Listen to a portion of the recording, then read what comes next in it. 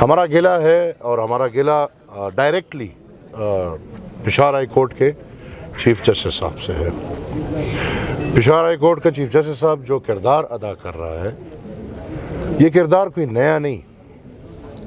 इस किरदार में हमने साकिब निसार को देखा, इस किरदार में हमने अभी ये जो चीफ जस्टिस जो रिटायर हो गए बंदयाल साहब को मैं कहूँगा जलील होते हुए देखा है।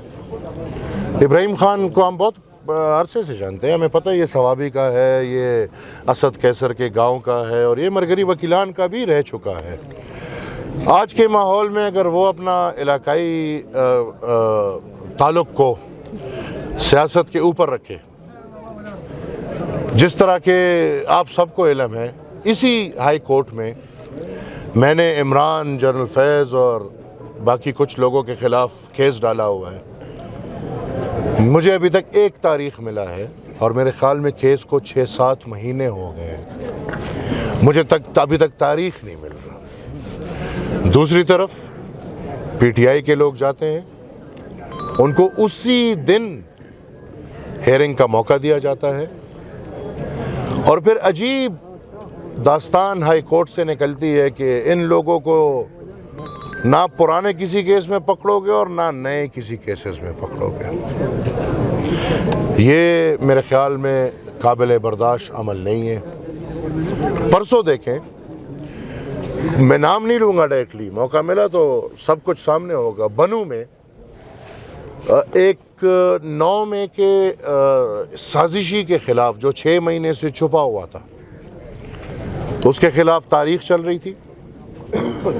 उधर जज साहिबान ने उसको रिहा भी किया और रिहा के साथ साथ जजेस ने अपने कमरों में बिठाया ताकि पुलिस उनको गिरफ्तार ना कर सके।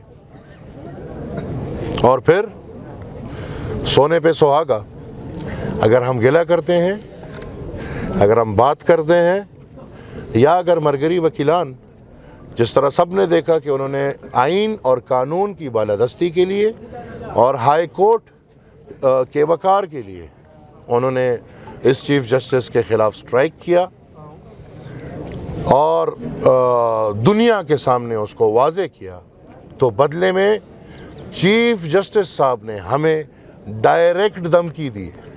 ये मैं आपके सामने वाज़े करता हूँ, मौका मिला तो हम उसकी भी वजाहत कर सकते हैं। बदले में चीफ जस्टिस साहब डायरेक्ट धमकी देते हैं कि ख्याल करें आपकी भी कुछ चीज़ें हमारे पास आ सकती है। तो चीफ जस्टिस साहब, आप हमें जानते हैं, अगर इसी तरह आपने लड़ना है तो ठीक है, हम तो जमहूरी लोग हैं, जमहूरी पसंद लोग हैं, हम जमहूरियत करेंगे और आखिरी वक्त तक आइन और कानून के दायरे के अंदर जमहूरी रवायात को मद्देनज़र रखते हुए अपना अमल जारी रखेंगे। लेकिन अगर कोई अपने आप को बदमाश कहते हैं तो फिर हल्की फुल्की हम में भी शायद आती हो, फिर इस चीफ जस्टिस का जीना मुहाल हो जाएगा।